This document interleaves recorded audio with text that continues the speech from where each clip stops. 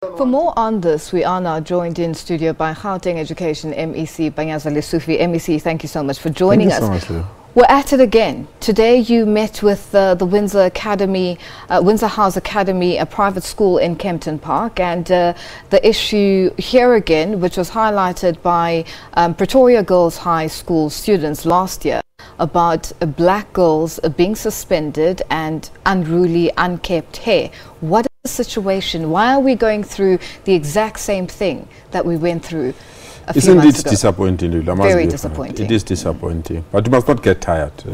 I think you must expose those that think that they've got the birthright to undermine the dignity of people and also to undermine the rights of learners to learn in an environment that will allow them to succeed. I've just got information on my way here that there is another school in Benoni as well, that today learners were also told that they're not allowed to bring their hairstyle. So I'm going there as well tomorrow to deal with that aspect as well. But we must not get tired. I always say that there are some rules that have expired, and we need to ensure that those particular rules are removed as quickly as possible. And we've put it to schools to say, it's up to you to review all these regulations. But some people believe we are not going to be caught, so we'll continue to do these things. And it becomes embarrassing if we have to catch you and deal with the situation the way we have dealt with it today. Now, you just mentioned something that's very key. Most parents, when they take their children to schools, in whatever environment, a lot of parents look at the school's history and the school's performance, the school's code of conduct with regards to uniform and how they see other children from that school when they see them, whether in a shopping center or on their way to and from school. Let's speak about the issue of the code of conduct of a lot of schools. Is it a standardized code of conduct that is worked with together with government, or, as you say, should all the schools rework their code of conduct individually, or should there be one code of conduct that comes from government? The difficulty of having one code of conduct is that there are some schools that differ. For example, on the basis of religion, on the basis of gender, also on the basis of the subjects. Others are a sporting school, for example. So it will be very, very difficult to have rules that will be the same with a normal school because they are concentrated. Others is arts and culture school. So that is why we believe that the school governing body must play a prominent role to ensure that they've got rules that don't conflict with the constitution of the country or the Bill of Rights.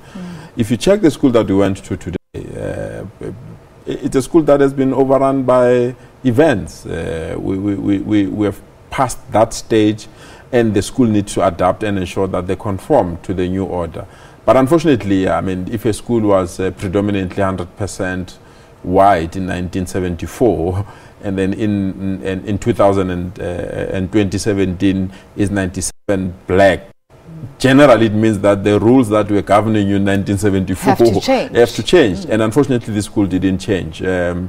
But I'm quite excited and pleased that the management of the school have considered that the rules are baseless and that they will need our attention and our support to change it in the next 3 months. And in the next 3 months, we'll go back there and rectify the situation. Now, in terms of that, the next 3 months, where we heard on the clip there where a reporter was talking, mentioned the fact that 5 students will be chosen to sort of come up with a plan and obviously consult with their fellow students to come up with a plan with regards to what should be done in terms of hair, braids and things like that. Is this, as you say, SGBs should get more involved, parents should get more involved in terms of making decisions that affect their children in schools? And obviously, as you mentioned already, the percentage has definitely in a lot of schools, in terms of private schools as well, has changed. Now, in going forward, you mentioned that there's another school in Benoni, also in the East Rand. What's the problem there? Well, and can you mention the school? No, it's Benoni High. Benoni High. Yes, we can mention the school. It's Benoni High. I've received those concerns. We'll attend to it. But that one, be assured, we'll nip it in the bud early in the morning. The difference with Benoni High and this school is that the other one is a private school, because with all our public schools, immediately after we've learned the bad experience of Pretoria High School for girls, we asked all our schools to review their code of conduct. And I don't understand why Benoni High feels that they can still have their own code of conduct that is contrary to what we have. But it's an allegation that have just arrived. I will deal with it and confirm the validity of the accusation. The problem is private schools. Private schools believe they've got their own rules, and we've got only one constitution for this country, and we've got only one Bill of Rights for this country. Whether you are private or public, you must adhere to those regulations. And that is why we want to take this opportunity to call upon all our private and independent schools, comply. There's nothing wrong if you say, I don't have the capability, the talent, and the capacity to change our rules. Please, department, come and assist us. We will assist.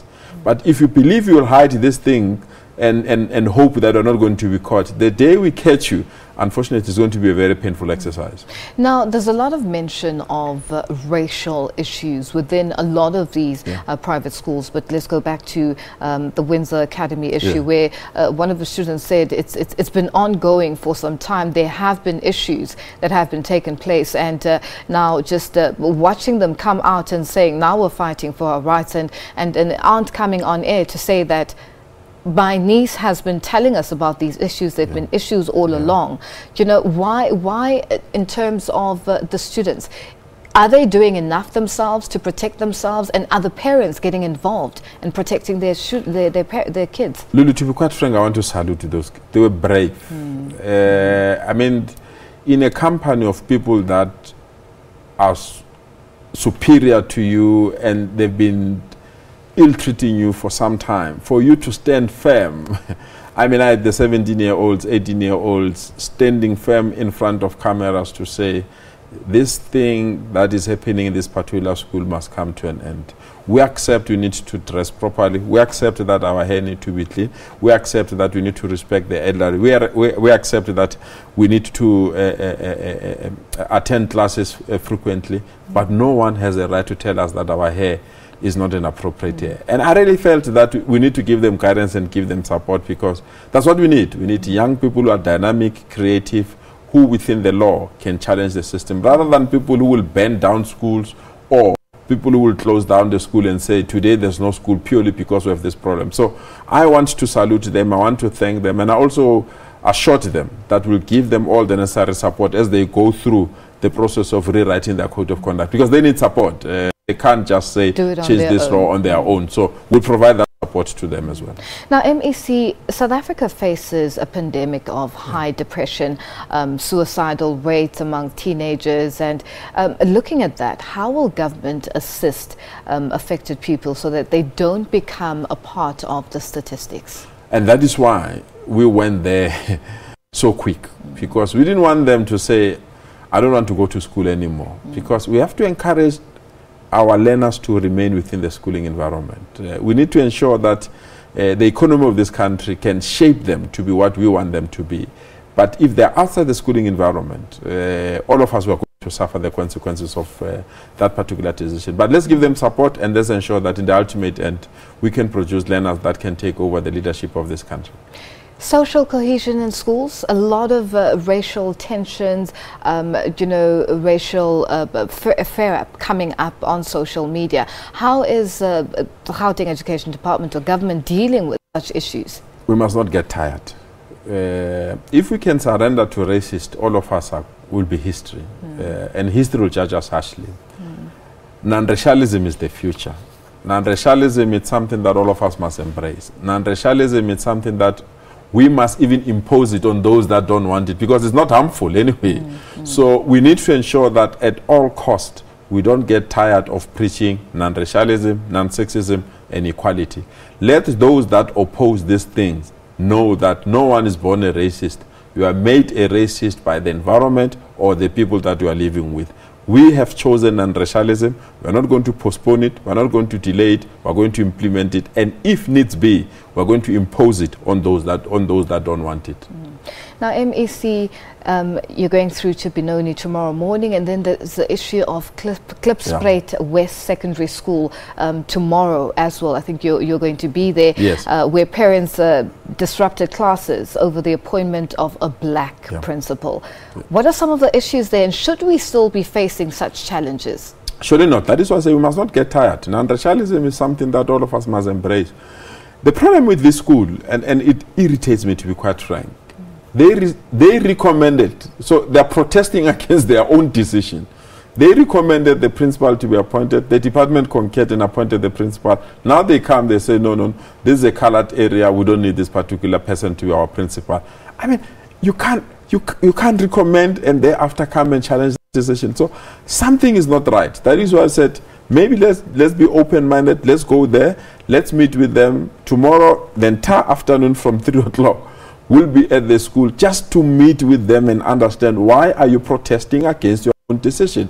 If you didn't want this principal, you should have recommended another principal. We have just accepted the person that you recommended, and you are now protesting against that particular decision. But we'll meet with them tomorrow, and hopefully, I think we'll resolve the impasse. Now, is there another way of, especially looking at the Klipspruit West Secondary School, parents disrupting classes, is there another way of protesting, or could there have been another way of dealing with this issue if they were not happy with their own recommendations in terms of approaching your department to say, we're not happy with the appointment, can you make changes? No, there are various ways actually. I mean, they can go to the public protector, they can go to the Public Service Commission that regulate the appointments in government. They can also raise the matter with me as the MEC responsible for education in the province. But for them to decide to close the school first, and I told them, you close the school, will attend to you immediately, because this culture that you have to disrupt before government listen to you must come to an end. And they are selfish. They had an uninterrupted education. They are now interrupting the education of young ones. People that are innocent, you go there as an adult and say, don't go to school purely because I've got an issue to address with the department.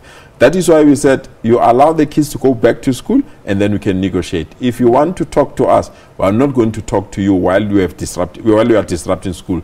And unfortunately, they've listened, and that is why we're going to meet with them tomorrow. But we're going to be very clear. The person that took a decision to close that school must know he will pay the heavy price, or she will pay the heavy price. You don't close a school and think that it's normal and then you must accept and move forward. We want to investigate who took the decision, who supported the decision, who demonstrated outside that particular school and closed that particular school, because to close the school is unlawful. There is a process in which you need to follow if you have to close the school.